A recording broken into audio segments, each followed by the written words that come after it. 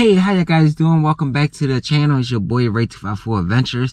Today is actually our last day down South Carolina, so we're gonna enjoy our view by taking this nice little helicopter ride and go to see everything from up above and stuff, see what it looks like. It's actually my second time being here, wifey's first time. So what you think about your first time flying in a helicopter? I'm a bit nervous, especially what just happened with Kobe and all the other passengers. It's so sad. Yes, rest in peace to Kobe, his daughter, and everybody else that was in that helicopter that went down and stuff. But rest in peace to them, and we're gonna go out here, have a good time, go through this helicopter ride, and enjoy our day. So let's go out here and let's check this place out again.